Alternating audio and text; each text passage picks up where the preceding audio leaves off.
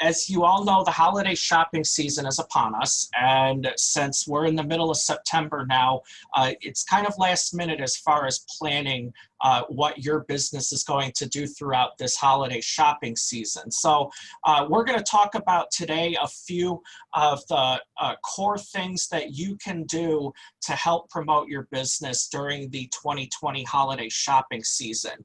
And we're going to focus exclusively on digital today. For a couple of primary reasons. The first thing is that digital marketing is extremely cost effective.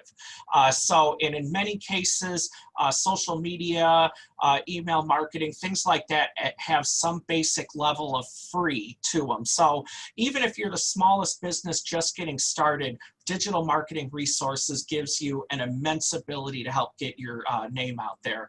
Plus, it gives you the ability to target specific consumer profiles. So as opposed to some of the traditional means of marketing, using digital resources helps you kind of drill in on that customer a little more than you could in other formats. And next is customers are seeking products and services available near them. So just by a quick show of hands, how many of you have considered or committed to patronizing small businesses for your holiday shopping this year? Just kind of real quick. You know, with a reaction like that, you really want to make sure that you're taking advantage of your ideal customers knowing that you're there in their neighborhood. You can also engage your existing customers, because someone who has already done business with you and has already had a great experience is more likely to do business with you again. So you want to make sure that you keep each and every one of those customers you've already worked with in the loop. And most importantly, overall, is that digital marketing really helps create lasting brand recognition. So once you post it online, it's there forever. That term works for bad things as well as good things. So the more good things that you put out there for your business, and the more often you can put your logo on meaningful content that engages who you want to work with, that just continues to benefit you time after time again. So the first thing that you want to make sure that you're doing is get your search engine directory listings up to par. So for example, Google and Bing, I know for certain, have holiday shopping hours on them. So let's say, for example, we know Small Business Saturday is coming up. If you open early for those days, or for any holiday, if your hours are different, you need to specify those in there, as well as making sure that you're adding things like the services and the products that you provide. Uploading enough pictures, so if you have a physical brick and mortar location your customers come to visit, make sure you get some pictures and or video of the inside of it to add to the profile. Also, make sure that you are visiting your profile from the back end on all three, Google, Bing, and Apple Maps Connect, just to make sure that all of your information is correct. And when you get a review on those platforms, make sure that you're responding to them. If it's a great review, let people know that you're thankful for the good review. And even if it's not such a great review, respond to them and ask them how you can help improve their experience the next time. Now, keep in mind, if you haven't already listed your business on these three directories, there is a verification process that's required with them. So do it sooner rather than later, because a postcard from each of these to verify your listing takes about 7 days to get to you in the mail. So you definitely do not want to wait until the middle of November to try and verify this. If you haven't already set up your Google, Bing, and Apple Maps listings, do it right away today. Excuse me. So next, we're going to talk about keeping your website up to date. So those of you who know me and we've talked at other networking groups before, I'm going to beat this concept out there until everyone knows it worldwide, is that your website has to be responsive, and you have to use SSL on your website. SSL is the difference between the unsecure and the secure connection to a website. A couple of years ago now, Google started dinging websites that do not have an SSL, just as a couple years before that, they started dinging websites that were not responsive. Responsive in its most basic term means that it looks good on any device you're using. So if you're using your smartphone, you don't have to scroll side to side or zoom in crazy far just to read things. And if you're using a large screen on your computer, it allows the website to kind of spread out and breathe. It's almost like having multiple layouts of your website depending on how wide the display you're using is. Also, you should have your website connected to Google Analytics for traffic reporting. This is an extremely important part of any website and keeping it up to date. Your analytics is the information on how effective your website is. It will tell you how many people visit the website, approximately where they're from, depending on their connection settings. Other things such as how long did they spend on the website, what browser are they using a phone or their computer. All of this is information that you want to know, because building your website and maintaining it is a continuous thing. So if you start to see a pattern that your potential customers visiting your website gravitate towards one type of content, you can put your priorities into generating more of that content that they want. So perhaps it's a landing page tailored to a specific category inside your ideal customers. You want to know every little piece of information about who's visiting your website and what's going on there. Next, if you sell products, you absolutely have to have an online store. It sounds simple, but there are a lot of small businesses out there that have a brick and mortar location, but they're not selling their products online as well.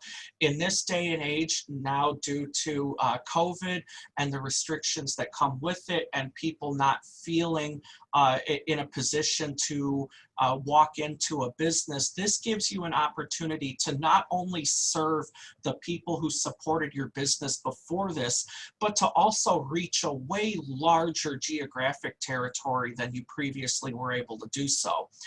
So for example, if you are a small gifts and knickknacks shop, you may have only attracted in-person customers from wherever your business is, but now you can sell anywhere that you can ship a package to. So this really opens up an opportunity for you to increase your business, even though you're not able to necessarily do brick and mortar transactions face-to-face with people. Something else, optimize your website for fast loading time. So I'll be the first to admit, pictures look nice on a website. They make it look inviting. They make it come to life. But too many pictures or too large of pictures or excessive plugins and features that do not have to be running on your website, the longer it takes your website to load, the more likely it is they're not even going to stick around to view the website. So if it takes more than a split second to, at the absolute most, a couple of seconds for your website to fully load, you're probably losing most of the people that would otherwise go through and look at it. So my recommendation would be, if you aren't using one yet, to look for a website host that uses all solid-state disk storage, because solid-state disks operate much faster inside of a computer than a traditional spinning mechanical disk. So just kind of browse your website and do it from different web browsers. So Google Chrome, Firefox, Microsoft Edge, any of the other browsers that you know your potential customers are going to visit from. Another important one is look at Facebook's browser for mobile. From a website developer standpoint, Facebook's browser does some bizarre things to some pages. So make sure, in addition to making sure your website loads quickly, but that it also looks good on the widest variety of browsers that you can possibly get to. And if you have a web developer that handles that for you, and just ask them outright, what browsers are you testing my website on? Because you want to make sure that your customers and potential customers are getting the absolute best experience that they can get no matter how they find you. So next, let's talk about focusing your social media strategy. So a couple of years ago, the idea was to get yourself on every social media network possible, but with all the choices out there, you're setting yourself up for a full-time job and then some. So in reality today, you really just want to focus on the 2 to 3 social media networks that best fit the profile of your customers. So to go through it quickly, Instagram is by far the largest user group of young social media users. So in that 16 to 29 category. Facebook has the widest saturation across all consumer groups. So while they're not quite as popular with younger consumers, they're one of the only social media networks that your 65 and over consumers hang out on. So Twitter is really good for those in that 35 to 50 category. Also, you have to think of YouTube as a social media network. Within the last 2 years, Pew Research started classifying YouTube as a social media network, and that's because by definition, users upload their own content, other users comment and share on it. That's the most basic explanation of what social media is. So if YouTube has overall the most users, however, most people who utilize YouTube don't quite understand the full range of what you can do with it. Of course, if you sell products, YouTube is a great tool for you to be able to do demos. It's a great video host so you don't take up disk storage on your website. But just make sure that you're focusing on the 2 to 3 social media networks that are going to have the largest saturation of your ideal customer. You should also make sure that of all of those social media networks that you utilize, that you have the same username on all of them. For example, facebook.com/openinIndiana, instagram.com/openinIndiana. Having the same username across networks makes it a lot easier for your customers and your audience to remember where to find you. From a design standpoint, it's a lot easier to drop in multiple social media icons with just one text line of your username. So it's all about keeping it simple and cohesive across everything that you're using. You should also make sure that your profile picture and other graphics are consistent across platforms. So organizations that have their brand profile built out and documented, it's not such an issue with, but when you're just getting started and just putting things together, you want to make sure that things like the colors in your logo look exactly the same from network to network.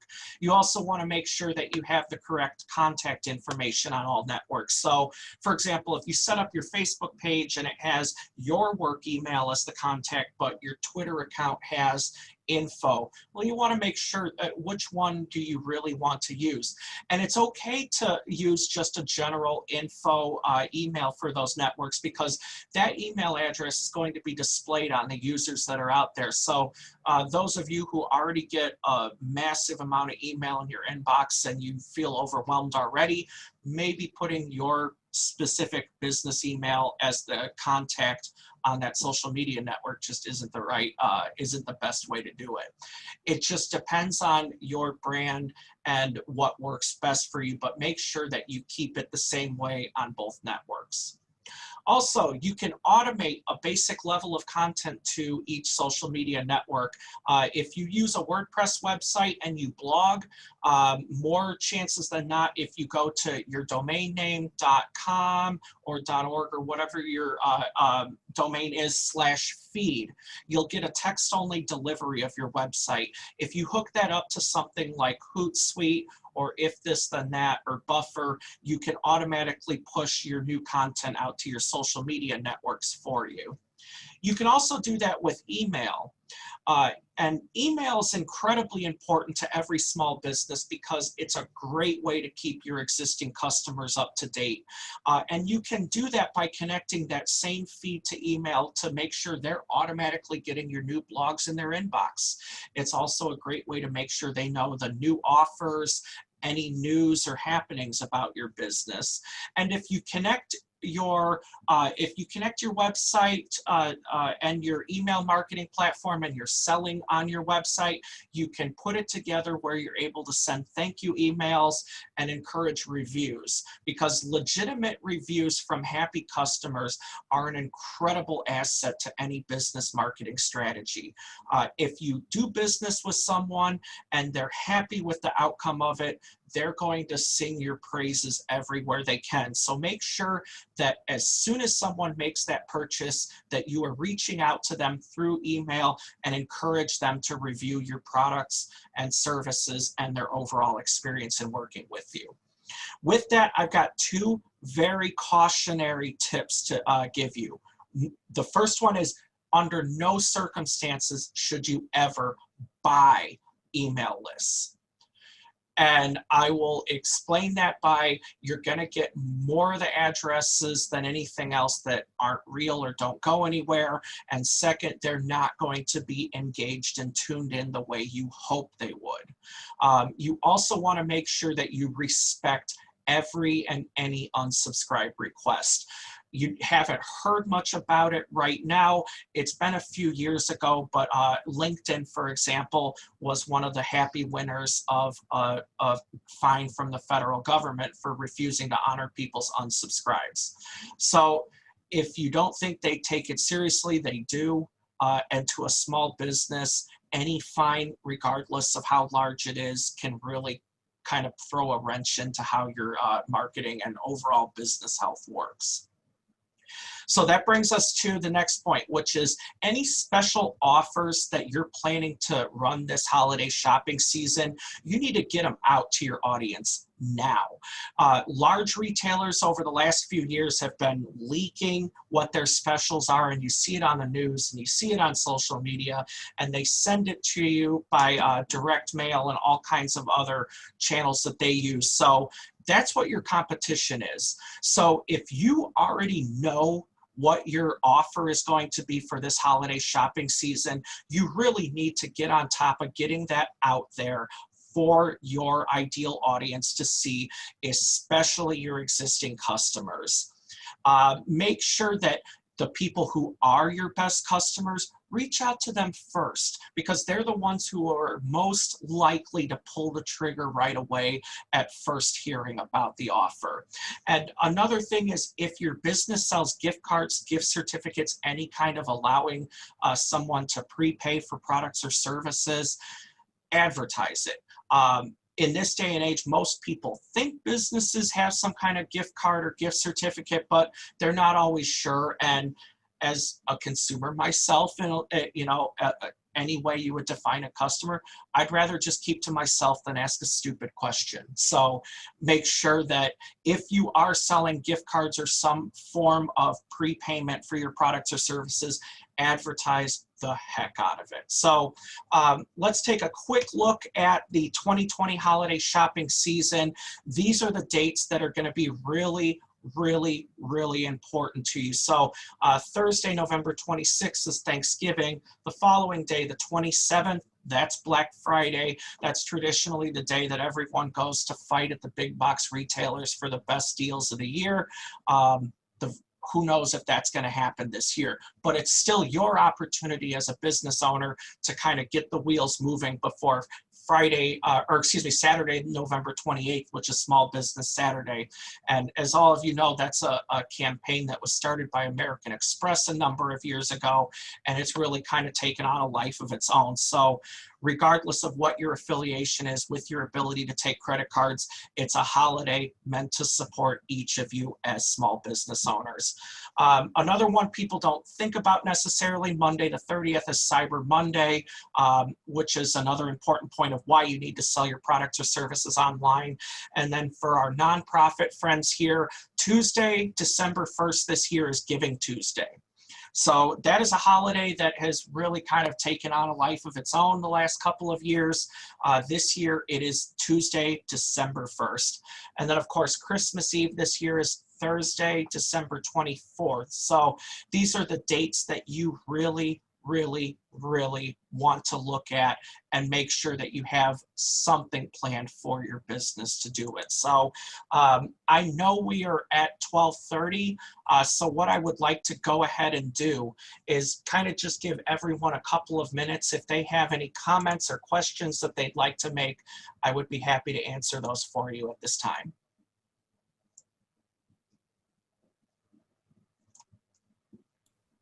Ryan, I did see a comment from Tanya in the group that I just wanted to actually ask about as well.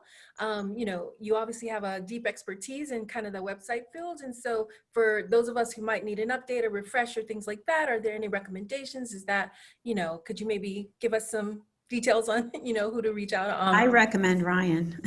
I do too. Okay, so I wasn't sure if that's something that you do or not. So that's why I just kind of threw it out.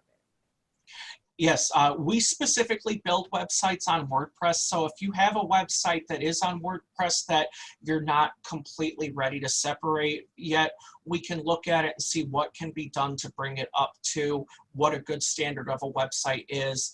Or if it won't meet that criteria modified, we can design a new one for you from the ground up. And it's just a matter of what you need to do with the website to bring in customers and what's going to be a good fit to keep your branding and keep it consistent.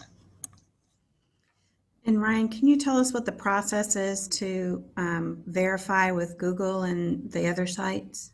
Sure. So Google and Bing especially, occasionally Apple also requires it, but when you first publish your business listing to Google, Bing, or Apple Maps, it's going to require verification. So Google and Bing every time will insist on sending you a postcard in the mail. It takes about 7 days to arrive.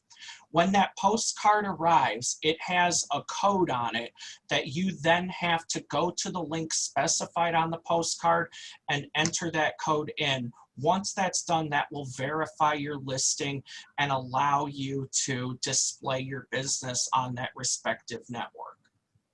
Now, I have been getting calls from somebody who wants to verify my Google listing. Is that a sales call or? More times than not, yes. Google, unless it's specifically a prompt that you ask for, or if Google from their website as part of a setup process says that it's going to call you and tell you what, tell you a number to punch in. Otherwise, Google does not call people out of the blue. There are people that are recognized Google partners that do stuff, but more times than not, they're trying to sell you something. Okay, thanks.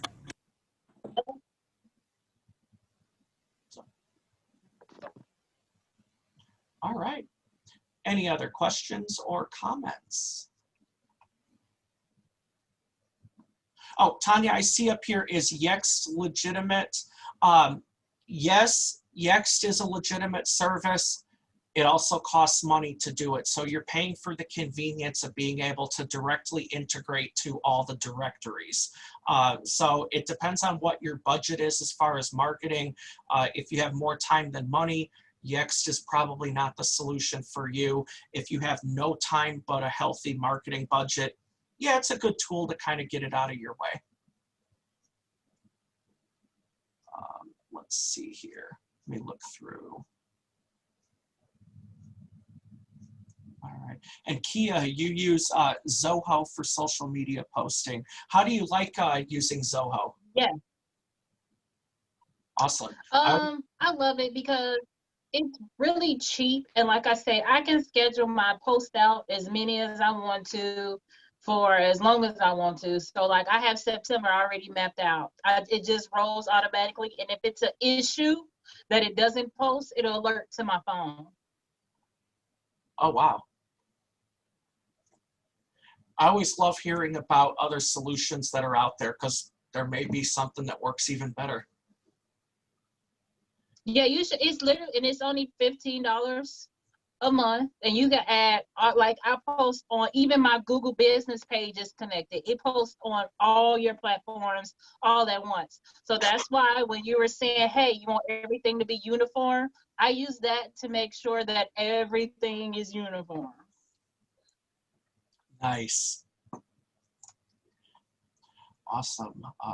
Let's see here.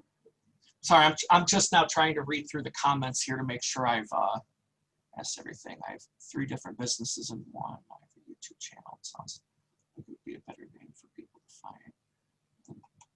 So Tanya, it sounds like as far as your YouTube channel, while you have 3 different businesses in one, English mini lessons, what are the other 2 things that you are doing that you would use YouTube for? Oh, I think she might not still be on the meeting.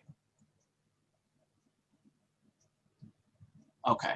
All right. Well, are there any other questions or comments? No, but I do think I'm going to reach out to everyone who does sign. I would love to host a CPR class in sign language, and as far as bilingual too. That would be amazing, because I get a lot of people who contact me asking if I either do it in Spanish or can I sign, and it's like no to neither. So I would love to connect with those, foundations or businesses, whereas I can bring out my equipment and host the class that way with an interpreter. Awesome. So one last thing before everyone goes, does everyone know how to save the chat from today's meeting? Oh, I just been screenshotting. Oh, got it. Okay. If you are looking at the chat on the right side of the screen, there are 3 dots. If you click on that, you'll see an option that's Save Chat. It'll allow you to save a text file of everything entered into today's chat that was not a private message. So everyone's contact info will be in there, and then any specifically messages that you received as private messages will be in there for you. So I'll go ahead and we'll leave the meeting connected for a few moments to go ahead and get that. I apologize that we ran a few minutes over, so I very much appreciate each of you joining us today. Don't miss next week's meeting here using the same Zoom info, same time. So have a great week.